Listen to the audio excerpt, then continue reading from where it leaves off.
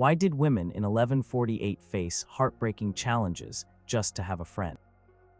What secrets did they share, and how did they keep those vital connections alive when everything in their world seemed designed to tear them apart?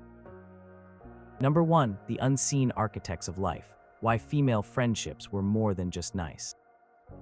Imagine a world where your entire future, your very existence, was decided by someone else, usually a man. Your marriage, your home, your children, even where you lived and what you spent your days doing. This was the stark reality for women in 1148, a time often called the High Middle Ages. In such a rigid, patriarchal society, where a woman's worth was often measured by her ability to produce sons or manage a household, where did she find her true self?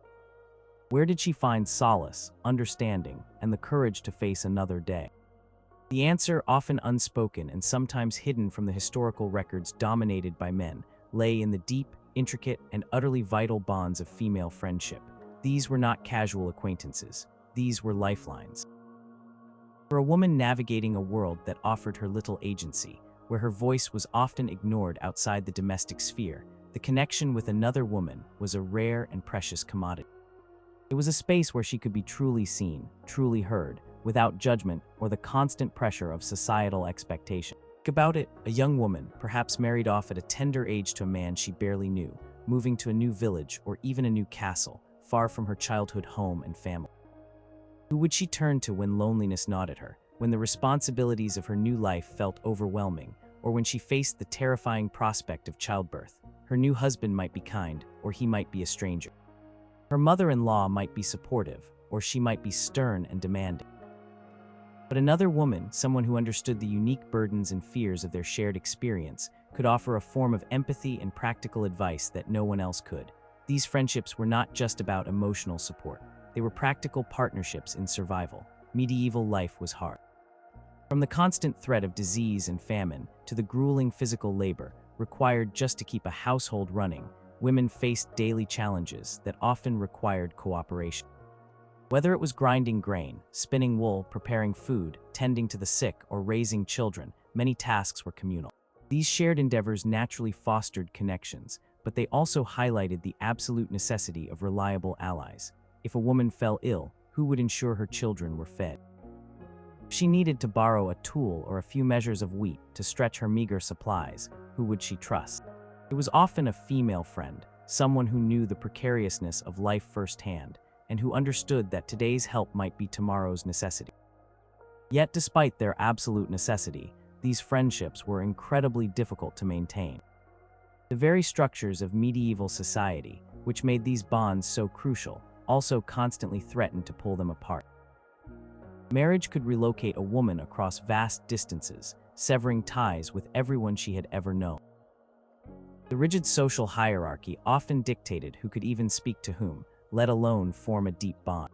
Constant demands of domestic life left little time for leisure, and privacy was a luxury almost unknown.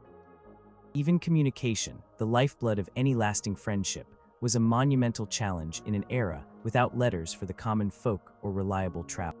So as we delve into the world of 1148, remember that each female friendship was a testament to resilience, a quiet act of defiance against a world that rarely afforded women the luxury of choice, let alone the joy of true companionship. Number 2, a world apart. What life was really like for women in 1148. To truly understand the vital nature of female friendships in 1148, we must first immerse ourselves in the stark realities of a woman's daily existence during that period. This was not a world of choices, but of duties and expectations, largely dictated by her birth, her family's status, and the prevailing Christian doctrine. From the moment a girl child was born, her path was largely predetermined. Primary purpose was seen as marriage and the production of heirs, especially sons, to continue the family line and secure property. This was not just a social norm, it was the bedrock of societal structure. For the vast majority of women, life was rural and centered around the home and the fields. A peasant woman's days were a relentless cycle of physical labor.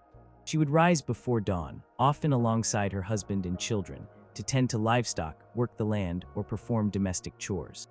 She spun yarn, wove cloth, prepared meals over open fires, fetched water from the well or river, and gathered firewood. She might assist in the fields during planting and harvest, a truly backbreaking endeavor. There was little respite, and the demands of survival left scant time for personal pursuits or even quiet reflection. Life expectancy was significantly lower than today, and disease was a constant companion. Childbirth was a perilous journey, often leading to the death of either mother or child, or both. Even for women of higher status, life was circumscribed, albeit with different responsibilities. A noblewoman might manage a vast household, overseeing servants, inventories, and estates, particularly when her husband was away at war or on pilgrimage. She would be responsible for her children's early education and religious instruction. Her marriage, however, was still an arranged affair, a strategic alliance between powerful families, often with little regard for personal affection.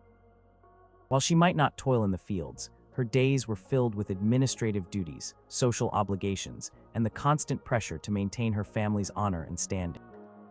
Her mobility was limited, often only allowed with chaperones, and her interactions largely confined to her immediate household or the court. Literacy was a rarity, especially among the common people, making written communication almost impossible for most. Knowledge and stories were passed down orally, through song, and through shared experience. Church held immense influence, shaping moral codes and societal norms. Women were taught piety, humility, and obedience. While the Virgin Mary was revered, Eve's legacy of sin often cast a shadow over women's perceived nature. Legal rights for women were minimal. They were typically considered under the authority of their father, then their husband, or a male guardian if widowed. A woman could not own property independently unless under specific circumstances, such as a dowager with a dower portion, and her testimony in court might be valued less than a man's. In such a world where external validation was scarce and personal autonomy almost non-existent, the internal world became incredibly important. It was within this constrained existence that female friendships became an essential refuge. They were spaces of shared understanding, mutual support, and a rare opportunity for genuine emotional expression. When every day presented another challenge, another duty, another expectation, having someone who truly understood the weight of your burdens, someone who shared your gendered experience of the world, was not merely a comfort. It was a fundamental human need that medieval society, in its rigid structure, often struggled to accommodate, yet women found ways to nurture it anyway. Number 3, the marriage game, how alliances shaped and shattered female bonds. Marriage in 1148 was not a romantic union based on love, at least not primarily. It was a social, economic, and political contract, especially for the nobility and the burgeoning merchant class. Peasant families, it was about securing labor for the farm and continuing the family line. For everyone, it was about alliances, dowries, and social standing. This fundamental truth about medieval marriage had a profound, often devastating, impact on female friendships. Imagine Alara, a young woman in a small village, who grew up alongside her dearest friend, Marjorie. They shared everything: the long, tedious hours of spinning wool, the laughter over whispered secrets by the village well, the fears of childbirth as they watched older women struggle. Their bond was forged in the shared experience of daily life, their families' neighbors, their childhoods intertwined. But then, a marriage contract was arranged for Alara. She was to marry a farmer from a village a day's ride away, a village she had never seen, to a man she had never met. The move was non-negotiable. Family needed the alliance, or perhaps simply the small dowry of livestock or land. The day Alara left, the silence in Marjorie's life was deafening. The shared laughter, the comforting presence, the easy companionship vanished. In an era before reliable postal services or easy travel, a day's ride might as well have been a kingdom away. Visiting was impractical, expensive, and often frowned upon for a newly married woman whose focus was expected to be on her new home and husband. For Alara, the move meant not only adapting to a new household and a new husband, but also the sudden, complete rupture of her closest female tie. She arrived in her new village a stranger, and the task of building new friendships from scratch in a community where everyone already knew everyone else was daunting. For noblewomen, the stakes were even higher. A marriage could mean moving to a distant court, even to a foreign land, severing ties with sisters, cousins, and childhood companions who formed her emotional bedrock. Queen or high noblewoman might find herself surrounded by new ladies in waiting, many of whom were spies for rival factions or ambitious relatives, making genuine trust a dangerous gamble. She might be expected to forge new alliances with her husband's family, and her old friends, if they remained within her orbit, could even become liabilities if their families were politically opposed to her new household. Chroniclers occasionally mention noblewomen sending gifts or messages to their natal families, but these were rare connections, not the daily intimacy of friendship. Conversely, marriage could also be the beginning of a female friendship, particularly within a household. A young bride might find a sympathetic ear in her new sister-in-law, a distant cousin who was part of the household, or even an older, trusted servant. These women, bound by proximity and shared domestic life, might form strong bonds born of necessity and mutual understanding. A noblewoman might find companionship in her most trusted lady-in-waiting, who became not just a servant but a confidant and friend. However, even these connections were fraught with power imbalances and the potential for shifts in loyalty or status. The institution of marriage, therefore, was a double-edged sword for female friendships. It was the primary means by which women's lives were shaped, often forcing them into situations where their existing bonds were irrevocably broken. Yet it also created new opportunities for connection within new domestic units, where women, often strangers, were forced to rely on each other for survival and emotional solace in a world that offered little else. The resilience of these friendships, in the face of such powerful societal forces, speaks volumes about their crucial role in medieval women's lives. Number 4, the fences we built. Why finding a friend was like finding gold. In 1148, the world was a far less connected place than it is today. Mobility was severely limited for the vast majority of people, and even more so for women. This had a direct and profound impact on the opportunities women had to form friendships, making genuine connection a rare and precious find, akin to unearthing a nugget of gold.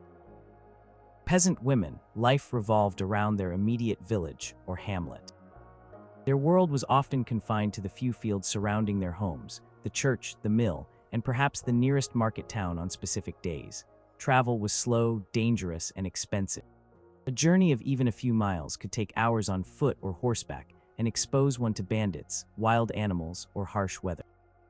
Women, especially those burdened with children or domestic duties, rarely ventured far from their homes unless absolutely necessary. This geographical constraint meant that a woman's social circle was incredibly small. She would primarily interact with her immediate family, her neighbors, and perhaps a handful of other women from the same village. Imagine a young woman, Isolde, growing up in a small, isolated community. The potential pool of friends was limited to the handful of other girls her age in that village. Those girls moved away, or if personality clashes emerged, or if one of them married into a family across the Lord's domain, Isolde might find herself without a close peer.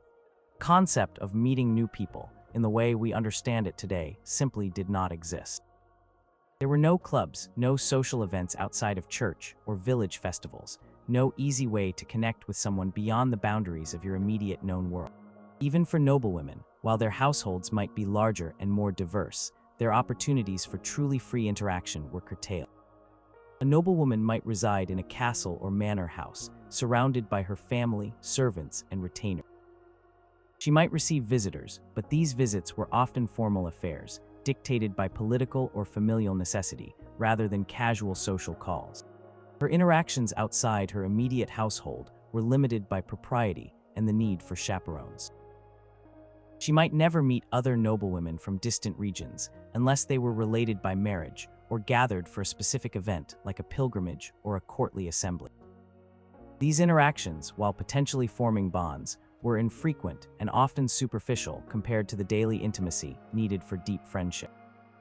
Furthermore, social hierarchies acted as invisible fences, dictating who could reasonably form a friendship with whom. A peasant woman would rarely form a close bond with a noblewoman, despite living in the same village, due to the vast differences in status, daily life, and perceived social distance. While a noblewoman might have a trusted servant who served as a confidant, the power dynamic was always present, distinguishing it from an equal peer friendship. Similarly, differences in age, marital status, and number of children could also create divides, as women's lives, experiences, and available time varied greatly based on these factors. In such a constrained environment, where physical movement was restricted, social circles were tiny, and societal expectations built invisible barriers, the chance encounter that blossomed into a lasting female friendship was a true treasure. It required shared proximity, compatible personalities, mutual trust, and perhaps most importantly, the persistent effort to nurture the bond despite all the forces conspiring to keep women isolated. The woman who found a true friend in 1148 had overcome significant odds, creating a personal connection that defied the limitations of her time. Number 5. The cloister's embrace, when God's house became your sisterhood. While most women in 1148 were destined for marriage and domestic life, another significant path existed: the nunnery. For some, it was a choice, a devout calling to a life of prayer and contemplation. Others, it was a practical solution, perhaps for women who had no dowry, no suitable husband, or for widows seeking refuge and security. Regardless of the reason, entering a convent offered a unique, often powerful, alternative to the isolated life many women experienced in the secular world. Here, within the cloistered walls, a distinct form of female community flourished, offering both profound companionship and its own set of challenges to external bonds. Imagine Sister Agnes, who entered the Benedictine convent of St. Mary as a young woman. Her days were structured by the rhythmic ringing of bells, marking the hours for prayer, study, manual labor, and communal meals. Unlike women outside, Sister Agnes was surrounded by dozens, sometimes hundreds, of other women. These were her sisters in Christ, living, working, and praying together, often for decades. They shared a common purpose, a spiritual devotion that bound them in a way few other secular institutions could. Within these walls, women of different social backgrounds, who might never have interacted in the outside world, lived side by side, sharing responsibilities and forming deep, lasting bonds. The communal life fostered a unique form of sisterhood. Nuns shared stories, listened to each other's confessions, nursed each other through illness, and offered spiritual guidance. Copied manuscripts, cultivated gardens, spun wool for their habits, and managed the convent's affairs. In some convents, women received an education far superior to what they would have obtained in the secular world, learning to read, write, and even study Latin, theology, and music. This intellectual environment, shared among women, could spark deep intellectual and emotional connections. Lives of saints often describe the fervent spiritual friendships formed between nuns, sometimes bordering on the mystical, emphasizing their shared devotion and mutual support in their spiritual journeys. However, the very nature of the cloister, while providing a powerful internal sisterhood, also presented a significant barrier to maintaining friendships with women outside the convent walls. Once a woman took her vows, she effectively severed ties with the secular world. Visits from family and old friends were limited, often supervised, and generally discouraged, lest they disrupt the nun's focus on God. Letters were rare, and personal correspondence was largely non-existent for the common nun. For a woman like Sister Agnes, her old village friends, perhaps the girl she had shared secrets with by the stream, became distant memories, their lives diverging irrevocably. She might hear news of them through family visitors, but the daily intimacy and shared experience were gone. For women who entered the convent, the trade-off was clear: the intimate, constant companionship of their cloistered sisters in exchange for almost complete separation from the world outside.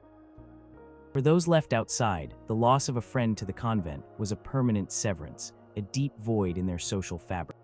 The nunnery, therefore, stands as a fascinating paradox in the history of female friendship in 1148. It was a place where female bonds could truly flourish in a way rarely seen in the secular world, offering women a rare opportunity for communal purpose and intellectual growth. Yet it also created an impermeable barrier, highlighting just how fragile and easily broken female connections were in a world that allowed so few opportunities for them to thrive outside very specific, and often isolating, circumstances. Number 6. The shadow of the cradle: birth, death, and bonds forged in fire. Among the most harrowing and profoundly bonding experiences for women in 1148 was childbirth. This was not merely a natural event, it was a life or death ordeal, a journey into the unknown that carried immense risk for both mother and child. In an era without modern medicine, where infection was rampant and knowledge of anatomy rudimentary, childbirth was a terrifying prospect that often led to the death of the mother, the child, or both. This shared vulnerability, this intimate dance with mortality, forged some of the deepest and most crucial female friendships. Imagine young Edith, barely 20 years old, in the throes of her first labor. The pain was unbearable, the fear palpable. Her husband, by custom, would be outside, perhaps praying, but forbidden from the birthing chamber itself. Her own mother might be there if she lived nearby, but otherwise, who was by her side? It was usually a group of women, the experienced local midwife, and often, other women from the village or her immediate household friends, neighbors, female relatives. These women, many of whom had endured similar suffering themselves, provided not just physical assistance, but crucial emotional support. They would whisper prayers, offer soothing words, hold her hand, wipe her brow. They understood the screams, the terror, the exhaustion in a way no man could. They knew the rituals, the herbal remedies, the old wives' tales passed down through generations that were believed to ease the process or protect against evil spirits. This was a purely female domain, a sacred and dangerous space where women relied utterly on each other. The bond formed between women witnessing or assisting in a difficult birth was profound. When the child finally emerged, and especially if both mother and child survived, the shared relief and joy were immense, cementing a connection born of raw vulnerability and mutual human struggle. These bonds extended beyond the birthing chamber. The period following childbirth, often called the lying-in period, was also a time of intense female support. The new mother, weak and recovering, would be cared for by her female relatives and friends. They would bring food, help with chores, and provide advice on nursing and childcare. This continued care, often lasting weeks, reinforced the existing friendships and created new ones. A woman who had helped another through such a monumental ordeal would forever hold a special place in her heart. The tragedy of infant mortality and maternal death also created powerful, albeit sorrowful, bonds. When a woman lost a child, or when a friend died in childbirth, the surviving women shared in the grief, comforting each other, understanding the unique pain of such a loss. They would attend the funeral, offer condolences, and share stories of the deceased. These shared experiences of profound sorrow and loss underscored the fragility of life and the immense need for collective female support in a world where personal tragedies were commonplace. Therefore, the shadow of the cradle, with its blend of terrifying danger, immense relief, and heartbreaking loss, served as a powerful crucible for female friendships in 1148. These bonds, forged in the intimate fire of life and death, were not just convenient arrangements. They were deep, often unspoken, pacts of mutual aid and emotional solidarity, essential for navigating the most perilous passages of a woman's life. Number 7, hands that twalled, hearts that connected, shared labor and daily survival. Life in 1148, particularly for peasant women, was defined by relentless physical labor. From dawn until dusk, their hands were rarely still. What might seem like monotonous, solitary tasks from a modern perspective were, in reality, often communal endeavors that formed the bedrock of female friendships.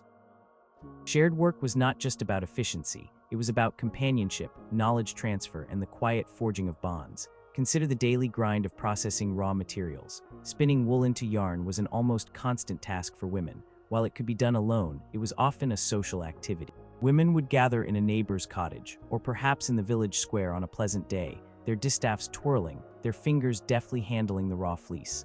As their hands worked, their tongues would loosen. They would share news, offer advice on difficult children, complain about troublesome husbands, or exchange recipes. The rhythmic hum of the spinning wheels would be punctuated by laughter, sighs, and the comforting drone of shared conversation. It was during these hours that the trivial became important, the personal shared, and the bonds strengthened through simple, unforced proximity and common purpose. Similarly, other vital tasks often involved collaboration. Washing clothes, a strenuous affair involving streams or large tubs and lye, was frequently a group activity. Women would gather at the water source, scrubbing, rinsing, and wringing out heavy wet textiles. It was a time for camaraderie, for sharing the physical burden while simultaneously unburdening their minds. Grinding grain at the mill, preparing food for a communal feast or a village wedding, or even tending to the vegetable garden could involve multiple women working side by side, sharing expertise and support. These shared labor experiences were crucial for several reasons. Firstly, they provided the opportunity for regular, sustained interaction, which was often scarce for women whose lives were largely confined to their own households. Secondly, they fostered a sense of solidarity. Every woman understood the demands placed upon the other. There was a shared understanding of fatigue, of the challenges of keeping a family fed and clothed, of the constant struggle against the elements and scarcity. This mutual recognition of common burdens created a deep sense of empathy and collective experience. Thirdly, shared labor was a powerful means of transmitting practical knowledge and skills from older women to younger ones and among peers. How to dye yarn, how to preserve food, how to mend a tunic, how to treat a cough with herbs. These were not learned from books but from observation, instruction, and shared practice. An experienced friend could offer invaluable tips and guidance, helping a novice avoid costly mistakes or simply make her work easier. However, even in these shared moments, difficulties could arise. Tensions over uneven work, differing opinions on methods, or simple personality clashes could strain bonds. Generally, the necessity of mutual aid and the comforting presence of another woman made these communal labors a vital, if often unspoken, pillar of female friendship in 1148. Their hands toiled not just for survival, but for connection, weaving together not just thread, but the invisible bonds of a supportive community. Number 8, whispers and wisdom, the power of oral tradition among women. In a world where literacy was rare, especially among women, and written communication almost non-existent for the common folk, information, stories, and vital wisdom were passed down through the powerful medium of oral tradition. For women in 1148, this was not just about entertainment. It was a crucial mechanism for education, emotional processing, and the strengthening of female bonds. These were the whispers in the dim light of a cottage, the tales told around a communal fire, the songs sung during tedious labor. Imagine a group of women gathered, perhaps spinning or mending, or simply sheltering from the rain. One might begin a story, a folktale passed down through generations, or a story from the lives of saints. Another might share a recent piece of news, gleaned from a traveler or a visit to the market. But most importantly, they would share their own experiences, their anxieties, and their triumphs. This was the informal university of medieval womanhood, where knowledge was shared through direct, personal interaction. Gossip, often unfairly maligned, played a surprisingly crucial role. In a small, closed community, gossip was the medieval equivalent of the daily news. It was how information about births, deaths, marriages, disputes, and illnesses was disseminated. While it could be malicious, it was also a vital tool for social cohesion. Knowing who was ailing, who needed help, or who was behaving unusually allowed the community, and particularly its women, to monitor and support each other. Whispering secrets by the well or over a shared meal was a way for women to process events, to seek validation for their feelings, and to solidify their understanding of the world around them. It was a shared intimacy, a subtle act of building trust. Beyond daily news, women exchanged practical wisdom that was essential for survival. How to preserve meat, how to prepare remedies from herbs, how to recognize the early signs of illness in a child, how to manage a difficult husband or mother-in-law. This was all knowledge transmitted orally. Older woman, through her experiences, became a living library of wisdom, and her female friends and younger companions would eagerly absorb her lessons. A woman struggling with a feverish child might turn to her friend, who had survived similar crises, for advice and reassurance. This exchange of practical knowledge was not just helpful, it was often life-saving. Storytelling also provided a vital emotional outlet. Medieval life was hard, filled with hardship, loss, and constant uncertainty. Sharing personal stories, even difficult ones, allowed women to process their emotions, to feel less alone in their suffering, and to find strength in the shared experiences of others. A story about a woman who endured a great trial and emerged stronger could provide hope. A shared lament about the difficulties of childbirth could foster empathy. This was a form of collective therapy, where women validated each other's struggles and offered mutual consolation. However, the power of oral tradition also held a shadow. Misinformation could spread quickly, rumors could ruin reputations, and betrayals of trust could devastate friendships. A careless word, a misinterpreted glance, or a malicious fabrication could isolate a woman and destroy her social standing.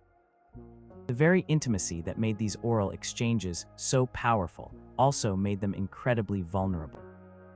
Yet, despite these risks, the sharing of whispers and wisdom remained an indispensable thread in the tapestry of female friendship in 1148, providing women with knowledge, connection, and a vital emotional lifeline in a world that offered few other avenues for personal expression. Number 9, the healer's circle, when women were the doctors and each other's cures. In the world of 1148, formal medical practitioners were scarce and often inaccessible, particularly in rural areas. When illness struck or injuries occurred, families largely relied on their own resources and the knowledge passed down through generations. And within this vital sphere of healing and caregiving, women were the primary practitioners, often becoming each other's most important doctors and nurses, and in doing so, forging crucial bonds of friendship. The most prominent example of women's role in healing was midwifery. As previously discussed, childbirth was an intensely female domain, and the midwife was a central figure in every community. She was not just a skilled attendant, she was a trusted confidant, a source of comfort, and a repository of ancient wisdom concerning women's health. Presence at births often led to deep, lasting connections with the women she assisted, bonds that extended beyond the immediate crisis of labor. She understood the unique physical and emotional tolls on women's bodies and minds, making her a vital friend and counselor. Beyond childbirth, women possessed extensive knowledge of herbal remedies and folk cures. They would gather herbs from fields and forests, dry them, and prepare infusions, poultices, and salves. This knowledge, passed from mother to daughter, from friend to friend, was a shared treasure. A woman with a sick child would turn to her neighbor, who knew which herbs could reduce a fever or ease a cough. If a woman suffered from a persistent ache, her friend might suggest a specific preparation of willow bark or comfrey. This exchange of remedies was not just about treating symptoms, it was an act of caring, of shared expertise, and of mutual reliance. Imagine Isolde's younger sister, stricken with a high fever. Isolde, frantic, would undoubtedly seek out the oldest, wisest women in her village, her mother perhaps, but also her trusted friends who had more experience with illness. They would gather around, offering not just their herbal concoctions, but also their prayers, their comforting presence, and their shared anxieties. When the fever finally broke, or when tragically it did not, the women shared in the relief or the sorrow. This communal experience of caregiving, of facing down the threat of disease together, solidified their friendships in a profound way. Women also provided essential nursing care for the sick and elderly within their households and for their neighbors. This involved preparing nourishing broths, changing soiled linens, administering remedies, and simply being a constant, comforting presence. It was physically demanding work, often involving sleepless nights and emotional strain. When a woman took on this role for a friend or a friend's family member, it was an immense act of love and solidarity, demonstrating a depth of commitment that went beyond casual acquaintance. Difficulties in this sphere lay in the limitations of their knowledge and the overwhelming prevalence of serious illnesses.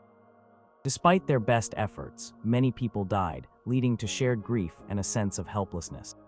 Physical demands of nursing could also be taxing, potentially straining even the strongest bonds if one felt overly burdened.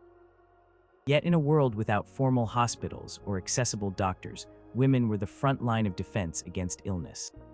Their shared knowledge, their compassionate care, and their mutual dependence in the face of widespread suffering made the healer's circle a defining and utterly crucial aspect of female friendship in 1148.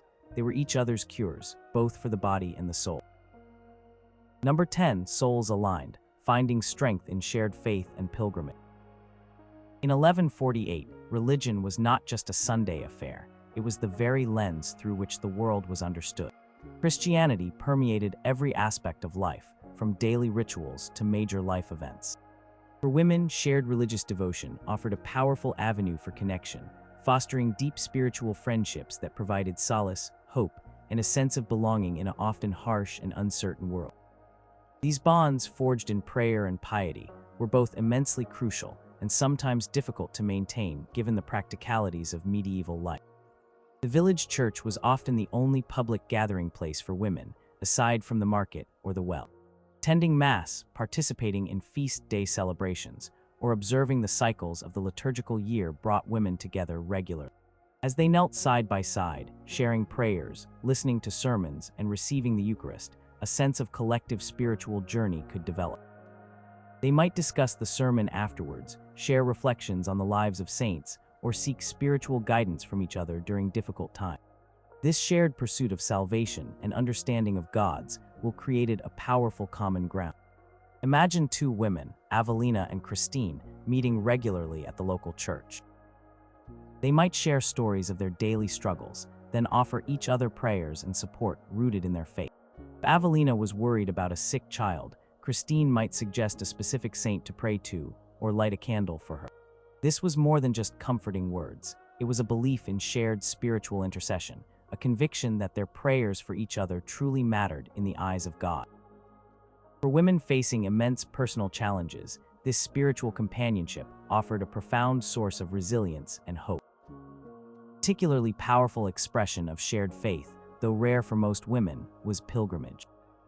For those who could afford the time and expense, and who received permission from their husbands or guardians, undertaking a pilgrimage to a holy site like Canterbury, Santiago de Compostela, or even Jerusalem was a momentous spiritual journey. While often undertaken individually or in mixed-gender groups, a small band of women might embark on such a journey together. This was an arduous and dangerous undertaking, exposing them to the perils of travel, including illness, robbery, and even assault. The shared experience of such a profound spiritual quest, facing challenges together on the road, praying at sacred relics, and witnessing miracles, could forge unbreakable bonds. The women would rely on each other for physical safety, emotional support, and spiritual encouragement. Chroniclers and saints' lives occasionally mention such female pilgrimage groups, hinting at the deep camaraderie and shared purpose they experienced. These rare opportunities for extended, shared spiritual pursuit built friendships of immense depth, based on mutual devotion and shared vulnerability. However, the very piety that fostered these bonds could also lead to difficulties. Strict religious observance might lead a woman to criticize the less devout habits of a friend, or differences in spiritual interpretations could create rifts. Moreover, as with all forms of travel, pilgrimages were fleeting, temporary experiences. Once the journey was over and the women returned to their disparate homes, the day-to-day maintenance of that bond would become incredibly difficult due to distance and daily demands. Yet despite these challenges, shared faith provided a unique and often indispensable source of connection for women in 1148, offering not just companionship, but a profound sense of shared purpose and eternal hope. Number 11, the viper's tongue, how gossip and reputation could destroy everything. While gossip often served as a vital means of communication and social cohesion among women in 1148, it also harbored a dangerous shadow, the power to swiftly and irrevocably destroy reputations, and by extension, friendships. In a society where a woman's honor was paramount and her social standing incredibly precarious, a whispered word could be as devastating as a physical blow, shattering bonds and isolating individuals. For a woman in 1148, her reputation was her currency. It affected her marriage prospects, her family's standing, her ability to negotiate everyday life. Accusations of promiscuity, laziness, witchcraft, or even simple disobedience could have severe consequences, leading to social ostracism, legal punishment, or even violence. Without formal legal protections or easy ways to defend oneself, a woman's best defense was often a spotless reputation, carefully guarded and maintained. Imagine two close friends, Agnes and Beatrice, who have shared everything for years. Then a minor disagreement arises, or perhaps Beatrice confides a sensitive detail about Agnes to someone she believes to be trustworthy. This information, whether true or distorted, then spreads through the village like wildfire. Maybe Agnes was seen talking to a man who wasn't her husband, or she was accused of a minor transgression. In a close-knit community where everyone knew everyone else's business, a small seed of doubt could quickly grow into a destructive rumor. Once a rumor began to circulate, it was incredibly difficult to stop. There were no newspapers to print retractions, no official channels to clear one's name. The whispers spread from one gathering to the next, amplified with each retelling. Beatrice, perhaps out of malice or simple thoughtlessness, was perceived as having spread a damaging rumor about Agnes. Their friendship would likely be irrevocably broken. The trust, once betrayed, would be almost impossible to rebuild. Agnes, the pain of losing a friend would be compounded by the very public shame and potential isolation brought on by the damaged reputation. Beyond direct malice, careless talk could also cause unintentional harm. Women sharing burdens and complaints might inadvertently reveal sensitive information about a friend's family or personal struggles. While intended as a form of solace or shared understanding, if this information reached the wrong ears or was misinterpreted, it could have dire consequences. Constant need for vigilance, for self-censorship even among trusted friends, added a layer of difficulty to maintaining open and honest relationships. Moreover, social pressures often dictated that women align themselves with the prevailing opinion of the community. If a woman's reputation was tarnished, even her closest friends might feel compelled to distance themselves from her, fearing that association would also tarnish their own standing. The desire to maintain social acceptance often outweighed the loyalty to an individual friend, demonstrating the brutal realities of community life. The viper's tongue of gossip, therefore, was a constant threat to the fragile bonds of female friendship in 1148. While the exchange of news and stories was vital, the inherent risk of defamation meant that friendships had to be navigated with caution and constant awareness of the delicate balance between intimacy and vulnerability. Pain of betrayal and the devastating impact on one's social standing were powerful reminders of how easily a friendship could be destroyed, making truly open and trusting relationships a rare and precious achievement. Number 12, miles apart, hearts together, the challenge of distance in a slow world. One of the most persistent and often insurmountable obstacles to maintaining female friendships in 1148 was sheer geographical distance. In a world without modern transportation, reliable communication, or even well-maintained roads, a few miles could feel like a vast, impassable chasm. The mobility limitations placed on women, combined with the realities of medieval life, meant that friendships forged in youth or through shared experience could be severed almost instantly by a simple change of residence. Imagine two young women, Guinevere and Lyra, who grew up as closest companions in a small English village. They were inseparable, sharing chores, laughter, and secrets. Then Lyra's family, perhaps seeking better land or fleeing a lord's demands, moved an entire day's journey away to a new village where their cousin had settled. Guinevere and Lyra, this move was tantamount to a permanent goodbye. In 1148, travel was an arduous and often dangerous undertaking. Walking was the most common form of travel for the poor, slow and exhausting. Horses or carts were luxuries, reserved for those with means. There were no public transport systems, no clear signposts, and roads were often muddy, rutted tracks, prone to ambush by bandits. For a woman, especially a married one, traveling alone was unthinkable due to the dangers and societal expectations of propriety.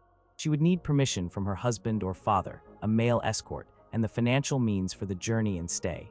These were considerable hurdles. Even if a woman somehow managed to visit a distant friend, such visits would be rare, perhaps once in a lifetime, or only for momentous occasions like a birth or death.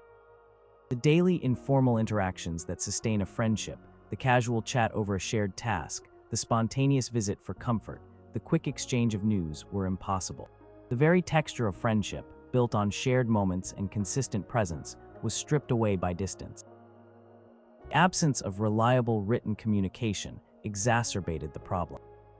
Only a tiny fraction of the population, mostly male clerics and nobility, could read or write. For the vast majority of women, sending a letter to a distant friend was simply not an option. There was no postal service for commoners, and finding someone trustworthy and literate to carry a message over miles was a logistical nightmare. News from afar arrived slowly, by word of mouth, often distorted or incomplete, making it impossible to stay current with a friend's life or offer timely support. So when a woman moved due to marriage, family relocation, or entering a convent, her existing friendships were effectively cut off. The emotional pain of this separation would have been immense, a quiet grief for relationships that, while not ended by conflict, were simply allowed to fade into distant memories due to the practical impossibility of maintenance. The new life required new connections, and the old ones, however cherished, became ghosts. The challenge of distance in 1148 meant that female friendships were, by necessity, largely local. While some extraordinary bonds might have been maintained across shorter distances with immense effort, the prevailing reality was that geography often dictated the longevity and depth of women's relationships. For a friendship to truly endure, it often required that the women live in the same village, or at least within an easily walkable or rideable distance, making sustained connection a rare and precious luxury in a world that often separated women for reasons beyond their control.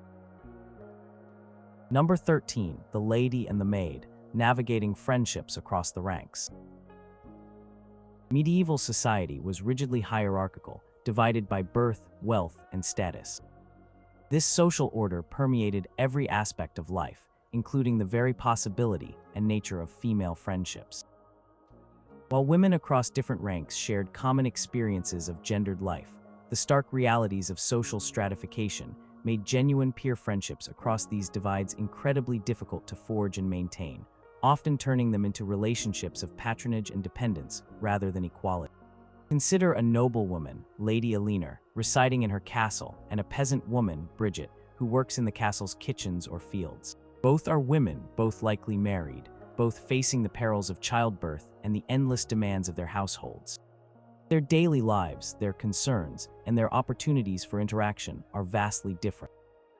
Lady Eleanor oversees a complex household, manages estates, and may have a rudimentary education.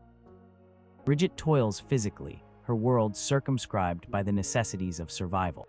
While Lady Eleanor might occasionally speak to Bridget about domestic matters or give her instructions, their interactions would be formal and defined by their respective positions.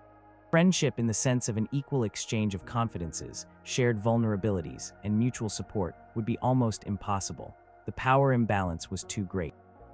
Bridget relied on Lady Eleanor's family for her livelihood, and showing too much familiarity could be seen as insubordination or worse. Lady Eleanor, in turn, had an expectation of deference from her inferiors. Even within a noble household, where many women lived and worked in close proximity, hierarchies existed. A noblewoman might have her ladies-in-waiting, who were often from lesser noble or knightly families. These women were her companions, attendants, and often her confidants. They might share meals, stories, and the intimate details of court life. This relationship could evolve into a genuine bond of affection and loyalty, especially if the lady-in-waiting had been with her mistress since childhood. Examples from chronicles and saints' lives sometimes hint at these deep bonds, where a lady-in-waiting might literally die for her mistress or follow her into a convent. However, even these relationships were not entirely equal. The lady-in-waiting was still ultimately a servant, dependent on her mistress's favor for her position, her marriage prospects, and her future. She might offer advice or support, but her primary role was to serve. Her emotional support had to be carefully balanced with her duty. A disagreement could cost her her position, and any perceived overstepping of boundaries could lead to disgrace. Power dynamic was always present, a subtle but constant barrier to true peer friendship. Similarly, within a peasant village, while women were generally of a similar economic status, differences in family standing, marital status, or reputation could still create subtle social division. A woman whose family owned more land might subtly hold more sway, or a woman with a particularly pious reputation might be treated with more deference. These nuances, while not as stark as the noble-peasant divide, could still influence the formation and maintenance of friendships, making truly open and trusting bonds contingent on a sense of social parity. The pervasive social hierarchy of 1148, therefore, meant that female friendships, while crucial, were largely confined within strict class boundaries. While women shared universal experiences, their ability to connect intimately was often limited by the invisible, yet powerful, fences of social rank. It underscored that even the most vital human needs were filtered through the rigid lens of medieval society, making true cross-class friendships a rare and challenging exception rather than the norm. Number 14, the fragile thread, why even the strongest bonds faced constant strain. Even when women managed to overcome the formidable external barriers of distance, social hierarchy, and marriage to form deep, crucial friendships in 1148, these bonds remained incredibly fragile. They were constantly under strain from the very realities of medieval life, woven on a thin, delicate thread that could easily snap under pressure. This meant that while these friendships were lifelines, they required immense effort and resilience to maintain. One significant strain was the sheer lack of privacy and personal space. For most women, especially in rural settings, homes were small, crowded, and shared with multiple family members and possibly even livestock. Noble households, while larger, were still bustling environments filled with servants and retainers, where private conversations were difficult to hold without being overheard. This constant lack of seclusion meant that intimate conversations, the lifeblood of deep friendship, had to be conducted surreptitiously, in hushed tones, or during brief shared moments like gathering water at the well or walking to church. The very act of seeking confidential counsel from a friend became an art of careful timing and discretion. The relentless demands of daily life also left precious little time for leisure or dedicated friendship. Women's days were filled with an unending cycle of labor, child-rearing, and household management. There was no concept of free time in the modern sense. Every moment was either dedicated to survival or spiritual devotion. This meant that opportunities for purely social interaction, for simply sitting and talking with a friend, were fleeting and had to be snatched between chores. Deep conversation might be interrupted by a crying child, a demanding husband, or the sudden need to tend to a boiling pot. This constant interruption and scarcity of time made it challenging to nurture the consistent interaction that friendships thrive on. Furthermore, the pervasive influence of male authority could also strain female bonds. A husband might disapprove of a particular friendship, perhaps viewing a friend as a bad influence or a distraction from domestic duties. He might restrict his wife's movements, making it impossible for her to meet with her friend. While not always the case, the ultimate authority of the male head of the household meant that a woman's friendships were always subject to his approval or disapproval, adding a layer of uncertainty and potential conflict. If a friendship was deemed disruptive or inappropriate by a husband or father, it could be forcibly ended. Even within the friendships themselves, the extreme pressures of medieval life could cause rifts. Competition for scarce resources, shared hardships, or simple personality clashes could escalate in communities where there was little opportunity to escape or avoid difficult relationships. Betrayal, whether real or perceived, could be devastating in a world where trust was so vital, but also so vulnerable. A loan of a precious tool not returned, a promise broken, or a confidence revealed could irrevocably damage a bond that had taken years to build. In essence, female friendships in 1148 were like delicate wildflowers blooming in a harsh environment. They were beautiful and necessary, but they faced constant threats from the unforgiving soil of daily life, the strong winds of societal expectations, and the ever-present dangers of an uncertain world. Their survival was a testament not just to the women's resilience, but to the profound human need for connection, a need that found a way to manifest even in the most challenging of circumstances. Number 15, a language without words, how women communicated deeply in a restrained era. In an era where spoken communication was often guarded and written words were largely absent, women in 1148 developed a nuanced language without words to communicate deeply and maintain their crucial friendships. This involved subtle gestures, shared glances, empathetic silences, and a profound understanding of unspoken cues that transcended the limitations of their world. This silent communication was not just practical, it was often the very essence of their intimate bonds. Imagine two women, Maeve and Isolde, standing together at the village well, drawing water. Their children play nearby. While they might exchange pleasantries about the weather or a recent village event, their true conversation unfolds on another level. A shared glance from Maeve to Isolde, perhaps catching her eye as a particularly demanding mother-in-law walks by, conveys a world of sympathetic understanding. Isolde's slight nod, or a gentle squeeze of Maeve's hand in return, acknowledges the unspoken burden, validating Maeve's frustration without a single word needing to be uttered. This was a form of profound empathy, born from shared experience and the implicit understanding of each other's daily struggles. These unspoken cues were vital in situations where open expression was risky or inappropriate. If a woman was suffering from marital difficulties or facing a personal crisis she couldn't openly discuss, a trusted friend might recognize the signs of distress through subtle changes in her demeanor, a lingering sadness in her eyes, or a new weariness in her posture. Without needing an explicit confession, the friend could offer support, a comforting meal brought to the door, a shared moment of silent companionship during a chore, or a quiet prayer whispered on her behalf. This recognition of unspoken suffering and the compassionate response it evoked was a cornerstone of female friendship. Shared silence itself was a powerful form of communication. After a loss during a difficult childbirth, or simply in moments of overwhelming fatigue, words often fail. The presence of a trusted friend, sitting silently beside you, sharing the weight of the moment, could be more comforting than any eloquent speech. This silent solidarity was a testament to the depth of their connection, a bond that did not require constant verbal affirmation, but existed on a deeper, intuitive level. Observational skills were also honed to an extraordinary degree. Women often knew the rhythms and routines of their friends' lives intimately.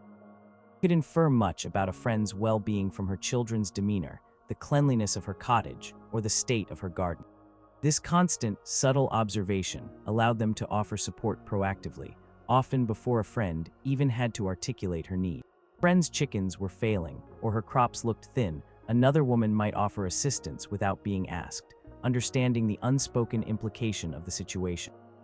This language without words was crucial because medieval society often enforced a culture of emotional restraint, particularly for women. Open displays of distress or anger might be frowned upon, and personal problems were often kept within the confines of the household. Female friendships provided a safe space where this unspoken language could thrive, allowing women to express their inner worlds and receive validation without breaking societal norms or risking public scrutiny. It was a testament to their ingenuity and resilience, finding profound ways to connect even when words were a luxury or a danger. Number 16, the silent strength, how these friendships defined a woman's inner world. All the external constraints and societal pressures that shaped women's lives in 1148, female friendships were often the invisible, yet immensely powerful force that defined a woman's inner world. They were the crucible where resilience was forged, where identity was quietly affirmed, and where the human spirit found expression beyond the roles prescribed by birth and marriage. These friendships, despite their constant difficulties, were a woman's silent strength. In a world where a woman's agency was severely limited, where her worth was often tied to her reproductive capabilities or her husband's status, female friendships provided a crucial space for self-validation. Through her friends, a woman could see herself reflected not just as a wife, a mother, or a daughter, but as an individual with unique thoughts, feelings, and experiences. Her friends understood her beyond her societal roles. They knew her jokes, her fears, her dreams, however small or unarticulated. This mutual recognition fostered a sense of self-worth that was rarely available from other sources. Imagine Marjorie, a woman who had lost several children in infancy, a grief she was expected to bear with quiet resignation. Her husband perhaps offered comfort, but it was her female friends, who had also experienced such profound losses, who truly understood the depth of her sorrow. With them, she could weep without judgment, share her memories, and find solace in the shared experience of unimaginable pain. This communal processing of grief, this empathy rooted in shared suffering, was essential for her emotional survival. It allowed her to carry her burden, knowing she was not utterly alone. These friendships also provided a vital emotional outlet. Medieval life was emotionally demanding. Constant threat of famine, disease, and violence, combined with the stresses of childbirth and domestic labor, created immense emotional pressure. Women could not always express their frustrations or fears to their husbands or fathers, who might dismiss their concerns or respond with anger. But with a trusted female friend, they could vent, complain, or simply cry without fear of judgment. This release of pent-up emotions was crucial for mental well-being, providing a psychological safety valve in a world that offered few such opportunities. Furthermore, female friendships nurtured a sense of collective identity and shared wisdom. Through the exchange of stories, advice, and practical skills, women built a collective understanding of what it meant to be a woman in their time. They learned from each other's triumphs and failures, passing down not just practical knowledge, but also strategies for navigating a difficult world. This communal wisdom formed a sort of informal education, empowering women with the tools and perspectives they needed to face their challenges.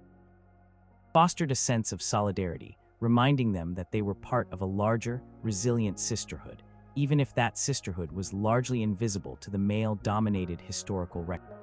The enduring nature of these friendships, despite all the forces that conspired against them, speaks volumes. They were not merely pleasant diversions. They were fundamental to a woman's ability to cope, to find joy, and to maintain her sense of self in a world that often sought to define and limit her.